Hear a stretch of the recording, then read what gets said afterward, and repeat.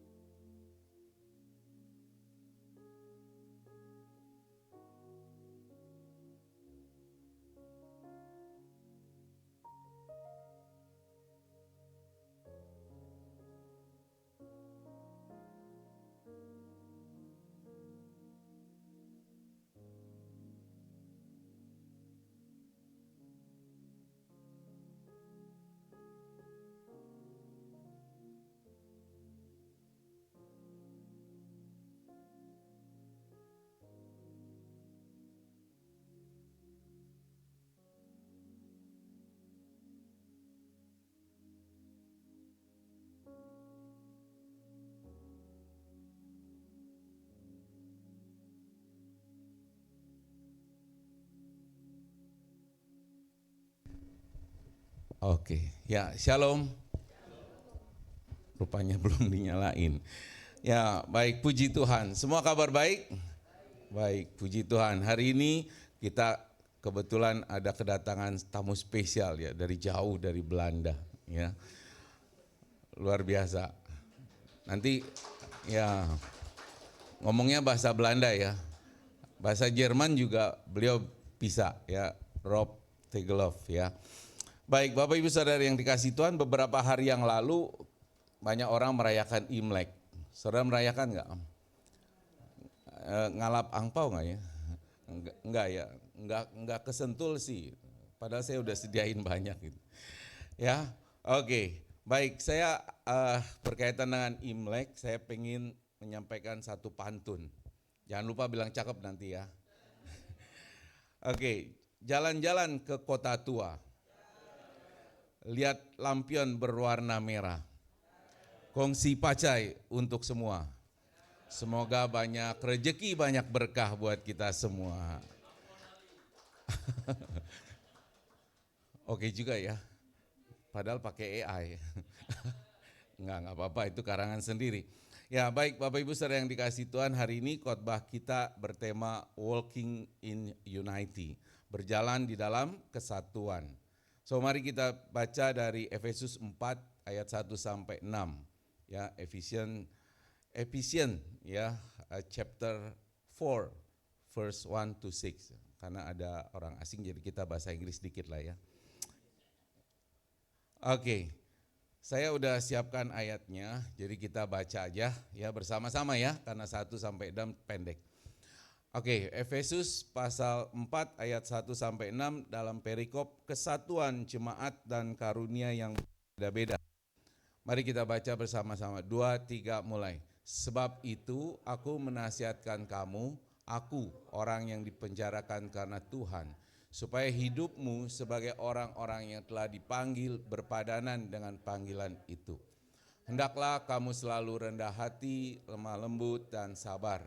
Tunjukkanlah kasih-Mu dalam hal saling membantu dan berusahalah memelihara kesatuan roh oleh ikatan damai sejahtera. Satu tubuh dan satu roh, sebagaimana kamu telah dipanggil kepada satu pengharapan yang terkandung dalam panggilan-Mu. Satu Tuhan, satu iman, satu baptisan, satu Allah dan Bapa dari semua, Allah yang di atas semua dan oleh semua dan di dalam semua. Demikian firman Tuhan. Yang berbahagia ialah kita yang selalu membaca, merenungkan dan melakukan firman Tuhan. Haleluya. Bapak Ibu Saudara yang dikasihi Tuhan, ayat ini sebetulnya gampang-gampang susah untuk kita bisa memahami, ya. Tapi ada satu poin yang di ayat yang pertama Paulus menekankan bahwa supaya hidupmu sebagai orang-orang yang telah dipanggil berpadanan dengan panggilan itu. Nah, apa maksud dari ayat ini Bapak Ibu Saudara? Untuk bisa memahaminya, maka kita perlu sedikit menelaah latar belakang jemaat di kota Efesus. Jadi surat ini ditulis oleh Rasul Paulus, kita tahu, dan ketika itu dia sedang berada di dalam penjara. Dan ditulis sekitar tahun 60 sampai 62 sesudah Masehi. Nah, karena itu sering disebut surat ini sebagai surat penjara, karena Rasul Paulus menulisnya dalam kondisi terpenjara, dalam kondisi yang tidak nyaman. Dia dalam kondisi yang serba keterbatasan, bahkan terancam menghadapi hukuman mati. Nah, kota Efesus sendiri Bapak Ibu Saudara itu adalah kota besar dan strategis di Asia Kecil. Menjadi pusat perdagangan, pusat budaya, dan juga pusat penyembahan berhala, terutama penyembahan Dewi Artemis, ya. Dan jemaat di sana itu sangat kompleks, terdiri dari beberapa kelompok atau dalam beberapa latar belakang yang berbeda-beda. Ada orang Yahudi, ada orang non-Yahudi. Ada juga orang-orang yang punya latar belakang sebelumnya hidup mereka di dalam penyembahan berhala. Dan ada juga mereka yang masih memegang teguh tradisi hukum-hukum Taurat. Nah, perbedaan itu tentu sangat kompleks dan berpotensi menimbulkan perpecahan, ketegangan. Ya, bisa menjadi isu-isu identitas, isu tentang tradisi hukum Taurat, ya, budaya yang berbeda, dan itu semua menjadi sumber konflik sudah pasti tentunya. Nah, karena itu di dalam pasal 1 sampai pasal 3 surat Efesus itu Paulus berbicara tentang karya keselamatan Allah yang mempersatukan, bahwa Kristus telah merobohkan tembok pemisah antara orang Yahudi dan orang non-Yahudi, sehingga tidak ada lagi dikatakan orang Yahudi atau non-Yahudi, itu sudah tidak ada lagi, karena semua sudah dipersatukan menjadi identitas yang baru di dalam Kristus. Nah, ini menjadi latar belakangnya. Baru kemudian di pasal 4 Rasul Paulus itu beralih dari doktrin-doktrin praktis kepada bagaimana kita bisa menerapkannya dalam kehidupan kita. Dari apa yang Allah sudah kerjakan, yaitu karya keselamatan melalui Kristus, menjadi bagaimana kita seharusnya hidup yang sudah dipersatukan oleh Kristus. Nah, itu sebabnya dia berkata, hendaklah hidupmu berpadanan dengan panggilan itu. Artinya apa? Artinya karena kita semua ini sudah dipersatukan oleh Kristus, maka sekarang kita harus sesuai dengan panggilan itu, yaitu hidup di dalam kesatuan. Demikian juga dengan kita Bapak Ibu Saudara. Jadi surat ini bukan cuma hanya untuk jemaat di Efesus, tapi untuk kita, bahwa kita juga sudah dipersatukan oleh Kristus. Yang seiman katakan amin. Kita sudah dipersatukan oleh Kristus, maka kita harus hidup di dalam kesatuan. Ya, tidak ada pilihan lain, dan itu adalah panggilan kita. Harus hidup di dalam kesatuan. Yang setuju bilang amin. Jadi tidak ada kesatuan, karena itu adalah panggilan kita. Dan kesatuan itu bukannya proyek manusia yang berusaha untuk bersatu, karena Allah mempersatukan kita di dalam Yesus Kristus. Jadi kesatuan itu bukan proyek manusia, tetapi merupakan respon manusia atas apa yang Allah kerjakan bagi kita orang-orang yang percaya. Oleh karena itu Bapak Ibu Saudara, kita perlu belajar hari ini dari Efesus 4 ayat 1 sampai 6 tentang bagaimana relasi hubungan antar manusia, ya. Saya ingin mengajak kita semua belajar. Di dalam relasi hubungan manusia itu ada 4 tahapan kesatuan yang harus kita responi dari apa yang Allah kerjakan. Mari kita belajar Bapak Ibu Saudara. Yang pertama itu adalah kesatuan tempat. Unity of place. Bahasa Inggris dikit lah ya, boleh ya. Jadi unity of place, kesatuan tempat.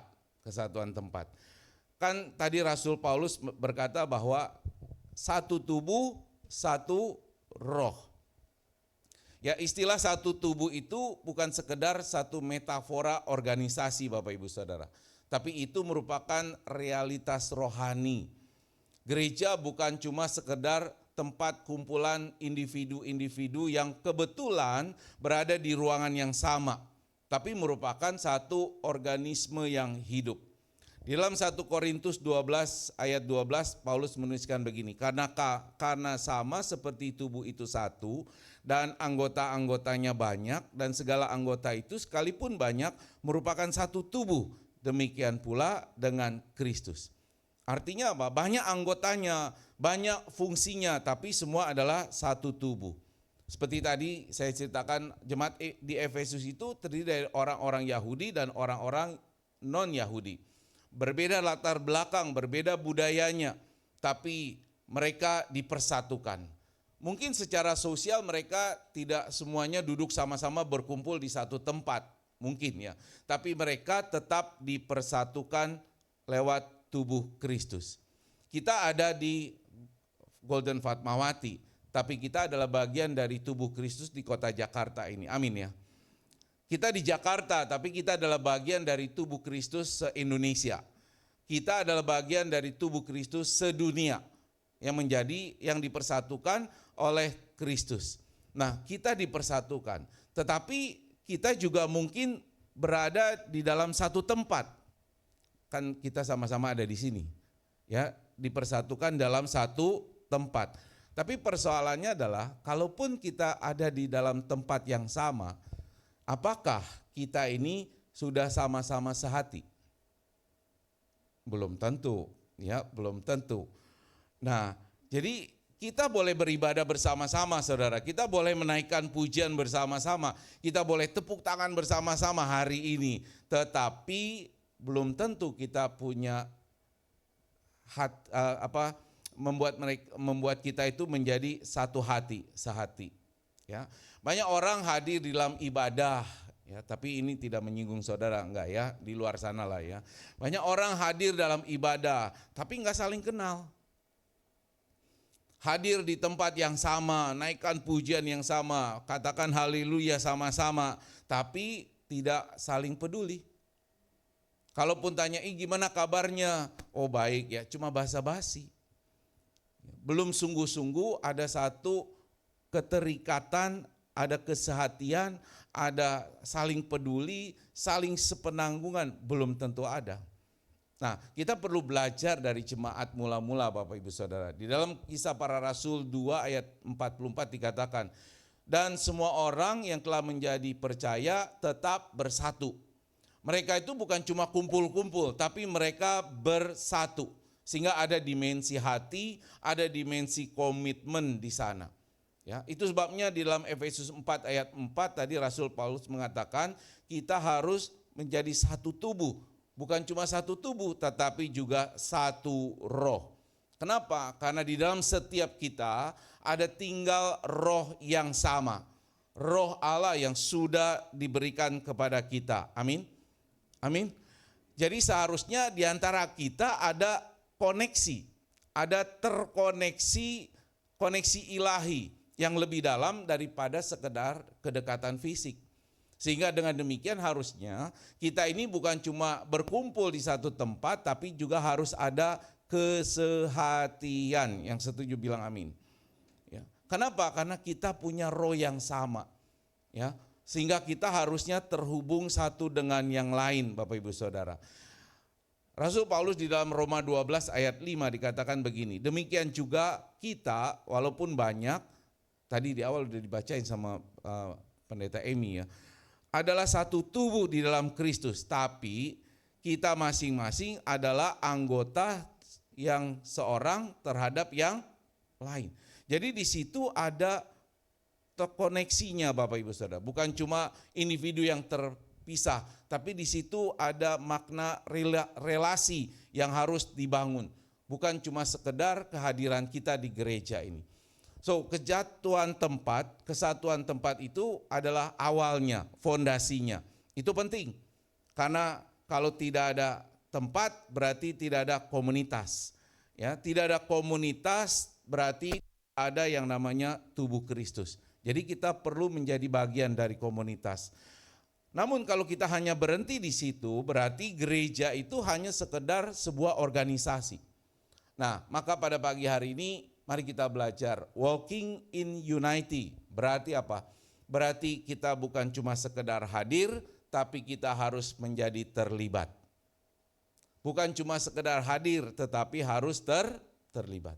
Terlibat di dalam pelayanan, terlibat dalam saling kepedulian satu dengan yang lain, saling mendoakan satu dengan yang lain. Nah ini susah nih ya, saling mendoakan. Saudara mendoakan kiri kanannya enggak ya? Enggak ya? Hadir doa malam aja enggak ya? Ya kadang-kadang saya juga absen sih. Ya. Ya, jadi harusnya ada keterlibatan, jadi kita harus saling mendoakan. Dari cuma sekedar anggota gereja, tapi kita harus betul-betul menjadi saudara satu dengan yang lain. Amin. Benar enggak saudara? Ya kalau ketemu di gereja aja ya.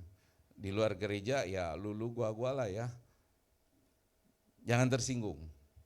Ya, tapi itu fakta yang harus kita akui. Jadi tubuh Kristus bukan hanya kita sekedar berkumpul, berdekatan, beribadah bersama-sama. Tetapi harus saling terhubung satu dengan yang lain. Saling membutuhkan satu dengan yang lain. Nah ini menjadi dasar Bapak Ibu Saudara. So kesatuan tempat boleh saya simpulkan begini. Kita hadir bersama di ruangan yang sama, langkah pertama menjadi satu persekutuan secara fisik. Ini kesatuan tempat. Tapi kalau kita cuma stop sampai sini, ya kita belum betul-betul satu roh. Hanya satu tempat aja, ya satu tubuh. Tubuh itu kan tempat. So kita harus naik ke tingkat yang berikutnya, yaitu kesatuan pikiran. Ya, kesatuan pikiran. Unity of mind. Ini yang penting Bapak Ibu Saudara. Tadi kita udah belajar bahwa kesatuan itu dimulai dari kehadiran kita bersama-sama di suatu tempat yang sama. Tapi panggilan kita, Tuhan memanggil kita bukan hanya duduk di bangku yang kita duduki setiap minggu Bapak Ibu Saudara.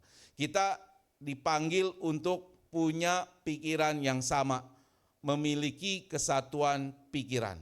Mau dari mana saya bisa bilang begitu? Saya baca ulang dari Efesus 4 tadi ayat 4 sampai 5. Demikian firman Tuhan. Satu tubuh dan satu roh. Sebagaimana kamu telah dipanggil kepada satu pengharapan yang terkandung di dalam panggilanmu. Satu Tuhan, satu iman, satu baptisan. Ya ini kata-kata yang penting Bapak Ibu Saudara. Ya satu iman, satu pengharapan. Nah ini bukan sekedar cuma daftar satu pengajaran atau doktrin. Tapi ini bermakna kita punya satu arah yang sama, kompas rohani yang sama, yang tunggal, yaitu kompas kita Tuhan Yesus Kristus. Jadi walaupun cara kita melayani berbeda-beda, ada yang melayani song leader, ada yang melayani penerima jemaat, mendoakan dan sebagainya, tapi kita punya satu tujuan yang sama. Satu fokus yang sama Bapak Ibu Saudara. Ya, kadang-kadang juga ada yang mungkin suka doa puasa, ya masing-masing menjalankan sesuai dengan panggilannya.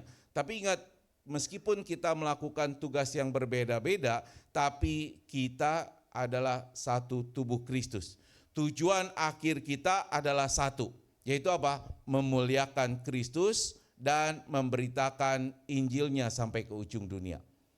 Ya, ini adalah satu tujuan yang sama, sehingga pemikiran kita harus sama Bapak Ibu Saudara.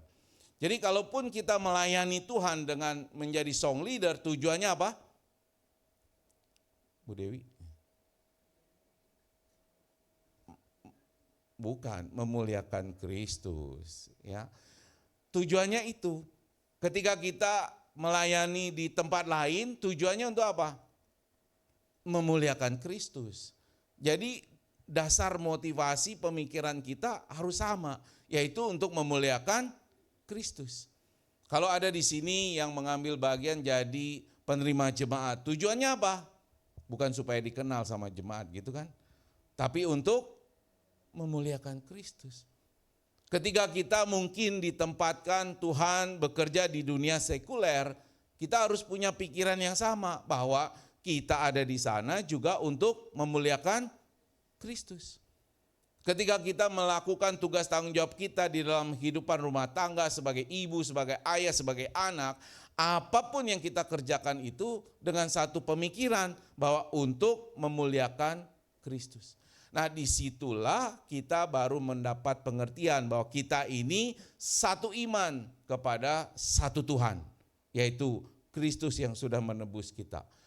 Dan satu pengharapan bahwa suatu hari Kristus yang sudah mati dan bangkit itu untuk kita semua dan kita akan berjumpa dengan Dia. Ada amin. Ini yang harusnya menjadi satu dasar pemikiran kita Bapak Ibu. Bahwa kita punya satu iman, satu pengharapan. Nah, satu pemikiran, satu pikiran itu bukan berarti kita harus punya pemikiran yang sama, yang identik, sehingga kita jadi seperti robot. Bukan berarti kita nggak boleh berbeda pendapat. Tetap kita boleh berbeda pendapat. Ya. Tapi kita harus kembalikan semuanya kepada satu pemikiran bahwa semua adalah untuk memuliakan Kristus. Jadi kita punya kompas yang sama. Kristus adalah satu-satunya Tuhan dan Juru Selamat kita. Amin. Yesus sendiri kan sudah bilang, akulah jalan kebenaran dan hidup. Tidak ada seorang pun yang bisa sampai kepada Bapa kalau tidak melalui aku. Jadi kita punya kompas yang sama Bapak Ibu Saudara. Kita punya tujuan yang sama. Membangun tubuh Kristus, memuliakan Allah. Makanya di dalam Filipi 2 ayat 2 Rasul Paulus bilang begini, hendaklah kamu sehati dan sepikir di dalam satu kasih, satu jiwa, satu tujuan. Sambung dengan Roma 15 ayat 6 katakan begini, sehingga dengan satu hati dan satu suara kamu memuliakan Allah dan Bapa kita Yesus Kristus. Jadi kita punya kompas yang sama, kita punya tujuan yang sama, kita punya pengharapan yang sama. Sama-sama kita menantikan Kristus datang untuk kedua kalinya. Dan kerajaan Allah ditegakkan di muka bumi ini. Ya, kerajaan yang kekal. 1 Petrus 1 ayat 3 dikatakan begini, terpujilah Allah dan Bapa Tuhan kita Yesus Kristus yang karena rahmat-Nya yang besar telah melahirkan kita kembali oleh kebangkitan Yesus Kristus dari antara orang mati kepada suatu hidup yang penuh pengharapan. Jadi kita punya satu tujuan, kita punya satu pengharapan, kita punya satu kompas yang sama, yaitu Kristus. Makanya kita harus punya kesatuan pikiran. Nah, sayangnya Bapak Ibu Saudara, kesatuan pikiran itu tidak bisa naik ke kelas yang lebih tinggi, kesatuan yang lebih tinggi. Karena ada ego di sana. Ya, ada ego di sana yang bermain. Nanti kita bahas di situ. Jadi kita harus betul-betul pegang bahwa kita ini satu iman, satu pengharapan. Makanya harusnya perbedaan-perbedaan kecil di antara kita tidak boleh merusak kesatuan itu. Ada amin? Ya, perbedaan kecil, perbedaan pandangan, perbedaan mungkin budaya, perbedaan mungkin latar belakang pendidikan kita, enggak boleh membuat kita pecah. Karena kita ada di dalam satu perahu yang sama menuju pelabuhan yang sama. Amin. Ya. Jadi kalau ada perbedaan pandangan gimana saudara? Ya kalau bukan hal-hal yang doktrin mendasar, ya alangkah baiknya sudahlah ya, kita mungkin harus saling memahami satu dengan yang lain, harus saling menerima satu dengan yang lain. Nah ini yang harus menjadi semangat kita, kesatuan pikiran untuk kita jalani, Bukan keseragaman cara berpikir, tapi bagaimana kita harus memikirkan bahwa kita punya kompas yang sama, tujuan yang sama. Semua adalah untuk kemuliaan Bapa di surga. Saya meringkas kesatuan pikiran di dalam satu kalimat. Kita sepakat, satu iman, satu pengharapan, dan berpikir ke arah yang sama, yaitu menuju Kristus. Yang sepakat bilang amin dong. Ya. Jadi kita harus ada dalam kesatuan pikiran. Nah, sekali lagi tadi saya bilang bahwa kalau kesatuan tempat lebih tinggi kesatuan pikiran. Enggak boleh berhenti di sini Bapak Ibu Saudara. Ya, karena Rasul Paulus mau kita selalu naik kelas. Jadi yang ketiga adalah kesatuan konteks. Ya, kesatuan konteks. Nah, di dalam ayat 6 tadi dikatakan begini, bahwa satu Allah dan satu Bapa dari semua, yang di atas semua dan melalui semua dan di dalam semua. Ya, itu di ayat 6. Jadi saudara perhatikan, ada satu Allah dan Bapa dari semua. Jadi ini bukan cuma sekedar pernyataan bahwa Allah itu Esa, tapi ini merupakan pengakuan kita semua bahwa sebagai orang-orang yang percaya, ya, dimanapun kita berada, kita ada di bawah satu otoritas yang sama. Amin. Kita berada di dalam satu otoritas yang sama. Sehingga kita ada di dalam cerita yang sama. Cerita apa ya? Cerita tentang karya yang Allah kerjakan di dalam kehidupan kita. Dan kehidupan seluruh orang yang percaya. Kita dipanggil untuk menjalankan misi yang sama. Ya, misi dari Allah untuk menyelamatkan manusia. Jadi kita ini sama-sama di bawah pemerintahan yang sama. Ya, sehingga nggak bisa kita ini saling berselisih satu dengan yang lain sebetulnya. Karena kita punya otoritas yang sama. Nah itu makanya kalau saudara mungkin tahu orang-orang agamanya Katolik ya. Agama Katolik hari Rabu kemarin mereka ada hari Rabu Abu ya, disalib lagi. Diberi tanda salib pakai abu. Nah, kemudian mereka puasa. Dan mereka itu tunduk pada satu otoritas, yaitu paus yang ada di Vatikan. Ya, konon kalau orang Katolik itu mau cerai, itu persetujuannya dari Vatikan.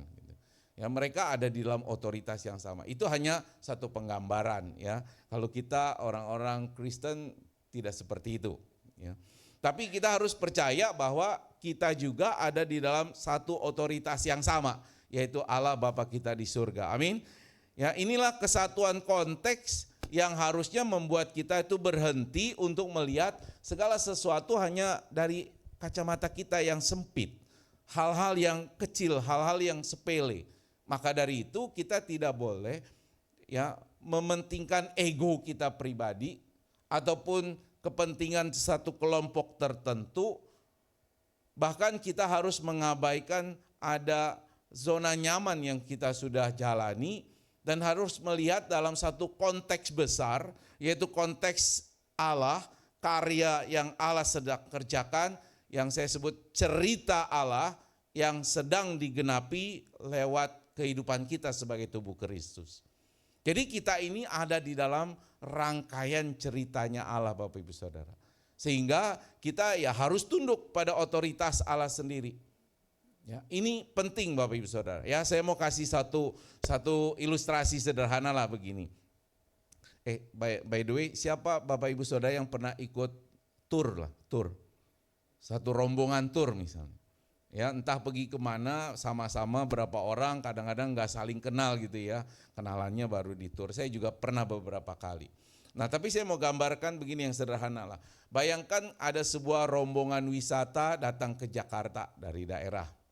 Ya, orangnya beda-beda, latar belakangnya beda-beda, ekonominya beda-beda, mereka sama-sama ke Jakarta ingin jalan-jalan. Ya, di hari pertama mereka semangat, senang. Ya, foto di Monas, belum pernah ke Monas kan ya. foto-foto di Monas ya, kemudian makan sate taichan, tahu sate taichan ya? Ya, mungkin ya. Mungkin mereka saling bercanda di bus sama-sama, turun bareng-bareng sama. Tiap hari mereka bersama gitu, dan mereka enjoy. Tapi menjelang di hari ketiga, bayangkan hujan lebat, Jakarta kalau udah hujan lebat banjir ya. Kemarin hari Jumat saya pulang ke rumah dari kantor saya itu butuh 6 jam. Karena banjir, macet. Ya. Macet. Ya. Ada yang udah di tengah kemacetan itu ada yang kebelet pengen mampir ke toilet. Ya. Ada juga yang ngotot karena udah hari-hari mau terakhir nih, ngotot mau pergi ke mall karena mau shopping mungkin. Tapi ada juga yang masih lihat jadwal tuh harusnya ke museum, kunjungan ke museum. Ya mulai mereka bertengkar lah ya, mulai mereka egonya bermain. Ya ada yang bilang, saya ini udah capek, jadi apalagi udah kebelet begini, mesti ke toilet dulu.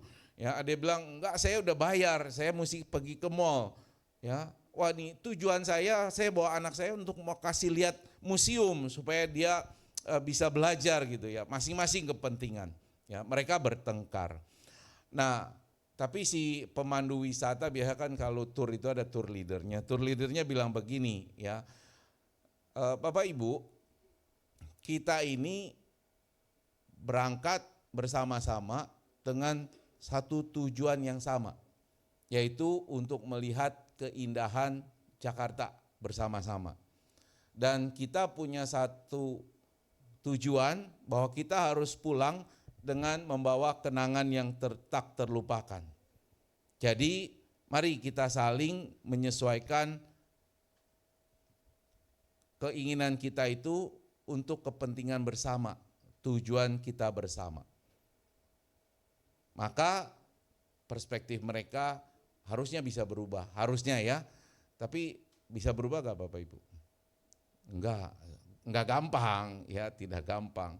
Waktu saya ikut tur aja berapa kali juga gitu, ada yang udah dikasih waktu foto-foto baliknya lama banget gitu ya. Nah itu biasa gitu ya. Enggak mudah Bapak Ibu Saudara. Kenapa? Karena cuma satu persoalan, ego. Jadi kita enggak akan bisa mencapai kesatuan konteks kalau kita masih mementingkan ego. Ini bukan menyindir Bapak Ibu Saudara. Mungkin ada yang di dalam hati tadi, saya juga jujurnya iya begitu. Ini pemain musiknya kenceng banget sih. Ya, kekencengan. Bukan nyindir ya Bung. Enggak. Tapi itu hati. Ya. Terus saya bilang, oh iya sudahlah ya. Saya enggak boleh ego saya yang bermain. Ya, kalau egonya dijalanin langsung kasih tahu musiknya kekencangan. Tapi ya udahlah, tapi emang kekencangan sih. Jangan tersinggung ya. Aman. Ada yang bilang, nih song leadernya nggak enak banget, nggak semangat. Untung tadi song leadernya excited banget ya. Jadi di tempat lain lah ya. Ada yang mungkin bilang, kayaknya lagunya nggak ngangkat banget sih. Ada aja gitu. Ya, itu semua terjadi kenapa? Karena ego. Ya karena ego. Wajar gak Bapak Ibu Saudara? Ya secara manusiawi wajar. Tapi kita harus berhenti untuk meneruskan.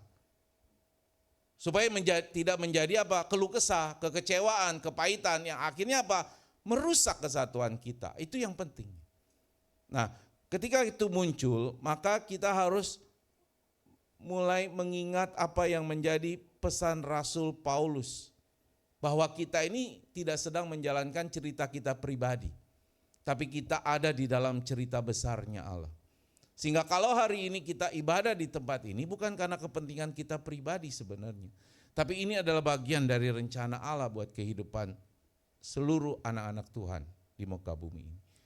Amin. Ya, ini yang harusnya membuat kita fokus kepada konteks kita ini apa. Ya, kita beribadah saudara bukan buat kepentingan saudara loh, bukan cuma itu. Tapi ini dalam konteks membangun tubuh Kristus. Ketika kita menaikkan pujian bukan cuma untuk kesenangan kita pribadi. Tapi sungguh untuk memuliakan Allah. dan memelihara komunitas kita sebagai tubuh Kristus. Nah, kalau kita mau melihat kesatuan konteks yang lebih besar, maka kita tidak lagi bicara antara aku dan kamu, tapi kita harus bicara tentang kita.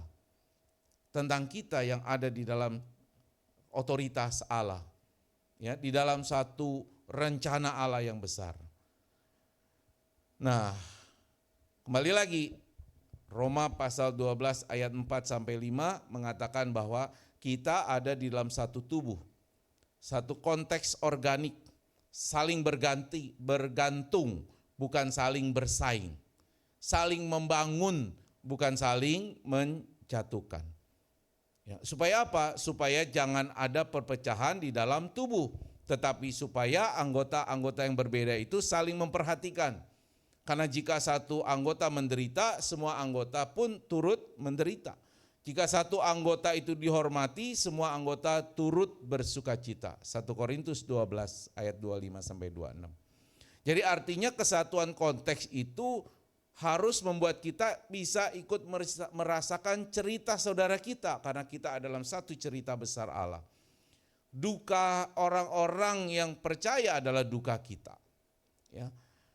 Sukacita mereka juga merupakan sukacita kita, karena kita ada di dalam satu tubuh yang sama.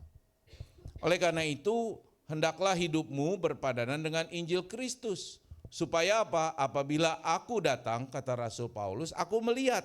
Dan apabila aku tidak datang, aku mendengar bahwa kamu teguh berdiri di dalam satu roh dan sehati sejiwa berjuang untuk iman yang timbul dari pemberitaan Injil. Jadi kita berjuang bersama di dalam satu roh dan satu jiwa. Konteks perjuangan kita adalah Injil, Bapak Ibu Saudara, bukan ketenaran kita, bukan kepentingan kita. Perjuangan kita adalah untuk Injil, bukan agenda pribadi kita. Nah, itu sebabnya Yesus berkata di dalam doanya di Yohanes 17 ayat 21. Perhatikan apa yang Yesus doakan. Aku di dalam mereka dan engkau di dalam aku, supaya mereka sempurna menjadi satu. Jadi doa Kristus mendoakan kita supaya kita menjadi satu. Makanya itulah panggilan kita, Bapak Ibu Saudara. Ya. Agar dunia tahu bahwa engkau yang telah mengutus aku dan bahwa engkau mengasihi mereka sama seperti engkau mengasihi aku. Jadi konteks besarnya adalah kesatuan kita, Bapak Ibu Saudara, itu adalah kesaksian bagi dunia bahwa Allah telah mengutus Kristus. Sekali lagi, konteks besar kita adalah kesatuan kita itu adalah saksi bagi dunia bahwa Allah sudah mengutus Kristus. Jadi kalau tidak ada kesatuan, yang ada perpecahan, berarti itu menjadi kesaksian yang tidak baik. Atau tidak menyaksikan bahwa Allah sudah mengutus Kristus. Bapak Ibu Saudara yang dikasihi Tuhan, maka kita harus benar-benar memahami bahwa kita berada di bawah satu Allah dan Bapa dari semua. Yang setuju bilang amin. Ya, kita ada di dalam otoritas yang sama. Maka kepentingan pribadi harus menjadi kepentingan nomor 2. Ya, jangan diutamakan. Preferensi kepentingan kelompok enggak jadi alasan untuk kita saling menjauh satu dengan yang lain. Ya, tidak ada eksklusivitas di dalam tubuh Kristus. Ya, yang ada adalah inklusivitas. Ya, keberagaman tapi dalam kesatuan. Sudut pandang yang kita yang terbatas harus terbuka luas oleh pandangan ilahi. Maka semua kembali kepada konteks besar bahwa kita ada di dalam rencana Allah. Saya meringkas satu kesatuan konteks ini bahwa kita memahami cerita besar Allah yang sama. Melihat hidup bukan dari sudut kecil kita, melainkan dari panggilan bersama sebagai satu tubuh Kristus. Oleh karena itu kita harus hidup di dalam kesatuan. Tapi sampai di sini belum sempurna Bapak Ibu Saudara. Ya, karena ada tingkatan yang lebih tinggi, yaitu kesatuan jiwa. Ya, kesatuan jiwa. Nah, apa artinya kesatuan jiwa Bapak Ibu Saudara? Saya mau baca lagi Efesus 4 ayat 2 sampai 3. Ya, bilang begini. Hendaklah kamu selalu rendah hati, lemah lembut dan sabar. Tunjukkanlah kasihmu dalam hal saling membantu dan berusahalah memelihara kesatuan roh oleh ikatan damai sejahtera. Satu tubuh, satu roh, sebagaimana kamu telah dipanggil kepada satu pengharapan yang terkandung dalam panggilanmu. Ya. Lebih lengkap satu jiwa, satu Tuhan, satu iman, satu baptisan. Satu Allah, mau lengkap lagi dari Bapa dari semua. Nah, apa maknanya Bapak Ibu Saudara? Kalimat dari Efesus pasal yang 4 ayat kedua sampai ketiga khususnya itu menjadi satu rahasia, ya rahasia. Bahwa kesatuan jiwa tidak lahir dari satu struktur organisasi. Struktur organisasi gereja yang sempurna. Kesatuan bukan dari kesepakatan doktrin yang harus sama 100%. Kesatuan jiwa lahir dari transformasi hati. Yuk sama-sama bilang, transformasi hati. Transformasi apa? Dari karakter Kristus yang dikerjakan oleh Roh Kudus di dalam diri kita. Jadi karakter kita yang ditransformasi Bapak Ibu Saudara. Baru bisa nama ada kesatuan jiwa. Paulus enggak mengajarkan kepada kita buat aturan baru supaya kita enggak bertengkar. Enggak. Tapi dia berkata supaya tidak ada pertengkaran harus apa? Yang pertama, rendahkan hatimu. Yang kedua, jadilah lemah lembut. Yang ketiga, bersabar. Dan yang keempat, saling sepenanggungan satu dengan yang lain di dalam kasih. Nah, karakter ini Bapak Ibu Saudara yang harus menjadi lem atau perekat secara rohani yang menyatukan jiwa-jiwa yang berbeda. Orang-orang yang berbeda dari latar belakang yang berbeda. Dan Filipi 2 ayat 5 sampai 8 memperkuat kebenaran ini Bapak Ibu Saudara. Saya bacakan buat Saudara. Filipi 2 ayat 5 sampai 8. Hendaklah kamu dalam hidupmu bersama menaruh pikiran dan perasaan yang terdapat juga di dalam Kristus Yesus. Lanjut. Walaupun dalam rupa Allah tidak menganggap kesetaraan dengan Allah itu sebagai milik yang harus dipertahankan, melainkan telah mengosongkan dirinya dan mengambil rupa seorang hamba dan menjadi sama dengan manusia. Dan dalam keadaan sebagai manusia ia telah merendahkan dirinya dan taat sampai mati, bahkan sampai mati di atas kayu salib. So Yesus itu adalah teladan tertinggi dari kerendahan hati yang ekstrim, kelemah lembutan yang sangat kuat, pengorbanan demi kesatuan kita dengan Allah. Tanpa pengorbanan Yesus kita masih terpisah dari Allah. Tapi karena Yesus mati di atas kayu salib maka kita dipersatukan dengan Allah Bapa. Jadi janganlah pertentangan, perselisihan, perbedaan di antara kita yang kecil-kecil itu merusak kesatuan kita. Amin. Amin. Ya, ingat kita ini harus satu jiwa. Karena kita sudah dipersatukan. Paulus sendiri kan menulis surat ini dari penjara tadi ya saudara. Tapi dia tidak terkurung. Dia menderita tetapi dia tidak merasa kepahitan. Ia hidup di dalam keterbatasan tapi dia tidak berusaha memecah belah. Ia justru tetap memikirkan kesatuan jemaat. Maka kita perlu memahami bahwa kesatuan jiwa itu saudara harus menjadi panggilan tertinggi bagi kita semua. Dan itu harus bisa dimulai dengan hati yang sudah mengalami transformasi. Kira-kira bisa gak kita melakukan transformasi atas upaya kita sendiri? Gak bisa saudara, ya tidak bisa. Kita harus tunduk kepada otoritas Allah yang bisa merubah kita. Amin. Jadi saya simpulkan bahwa kesatuan jiwa itu adalah kita sehati sejiwa. Terhubung di dalam kasih Kristus yang rendah hati, sabar, dan saling menanggung beban. Ini yang membuat kita akan punya kesatuan jiwa. Apalagi kalau kita sudah dipersatukan di dalam roh yang sama, yaitu roh Tuhan yang ada di dalam diri kita masing-masing. So, sebelum saya menutup, saya mau mengajak kita merenung sejenak. Ya, Bapak Ibu yang dikasihi Tuhan, apakah hatimu masih menyimpan kepahitan terhadap saudara-saudara yang ada di ruangan ini? Ingat, itu adalah perusak kesatuan kita. So, harus kita buang. Bukan cuma di dalam gereja, di dalam rumah tangga pun demikian, di dalam keluarga. Jangan menyimpan kepahitan, karena itu racun yang akan merusak kesatuan. Apakah saudara bersedia untuk merendahkan diri?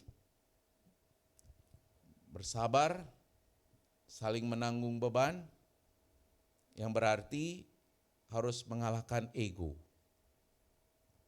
Kadang kita mengalah meskipun kita benar. Demi untuk apa?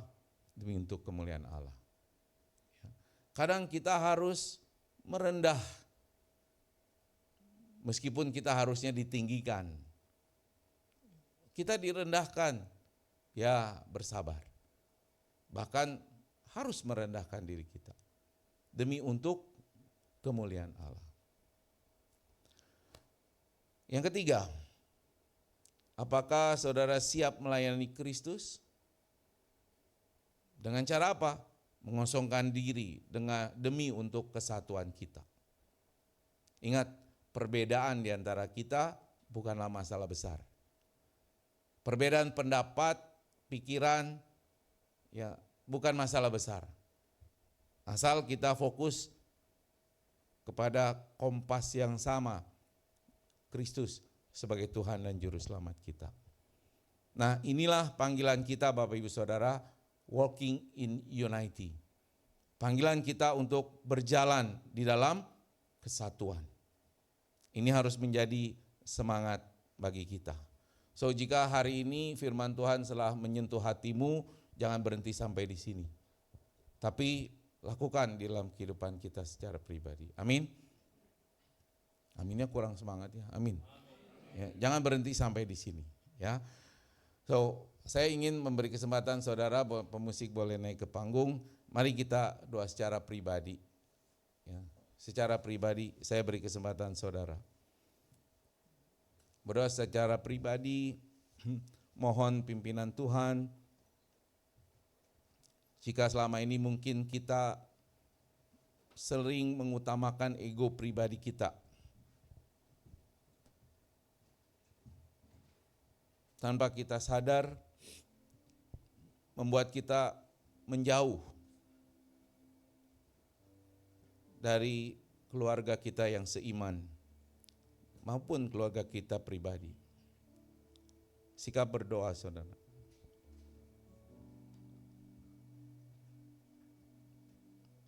Jika ada kepahitan, kekecewaan, mohonlah Tuhan menyembuhkan.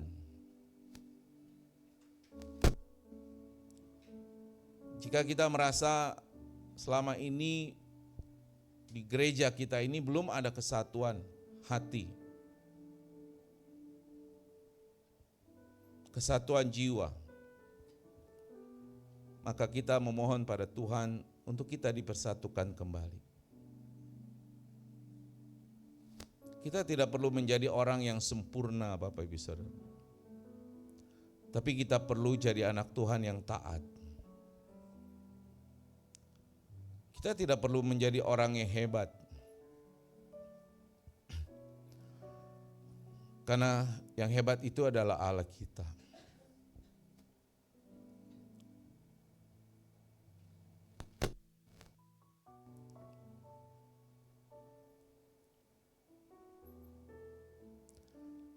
Tuhan Yesus, Engkau yang telah merendahkan diri bahkan sampai mati di atas kayu salib, demi menyatukan kami dengan Bapa. Ampuni kami Tuhan, jika kami masih sering mempertahankan ego, menyimpan kepahitan, atau pertengkaran-pertengkaran karena perbedaan kecil yang justru memisahkan kami satu dengan yang lain. Kami mohon ajar kami terus Tuhan untuk membangun karakter-Mu di dalam diri kami. Karakter kerendahan hati, karakter kelemah lembutan, karakter kesabaran, dan terutama kasih yang sungguh-sungguh. Bukan kasih secara manusia, tapi kasih agape yang berasal dari Tuhan. Tolong kami Tuhan untuk mampu memelihara kesatuan roh setiap hari. Di dalam gereja ini maupun di dalam keluarga kami Tuhan. Ataupun di dalam komunitas orang-orang percaya yang kami ada di sana. Sehingga kami boleh benar-benar sehati sejiwa sebagai tubuh Kristus.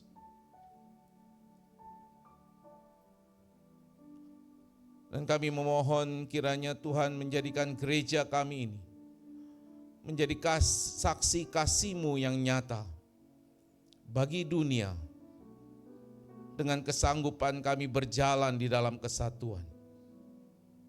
Bukan cuma hari ini, tapi setiap hari sampai kami boleh bertemu dengan Engkau Yesus. Terima kasih Bapa buat firman-Mu, teguran-Mu yang boleh kami dengar. Dan bukan cuma hari ini kami dengar, tapi kami mau menjadi pelaku-pelaku firman-Mu. Terima kasih Bapa. Di dalam nama Tuhan Yesus, Tuhan dan Juru Selamat kami berdoa.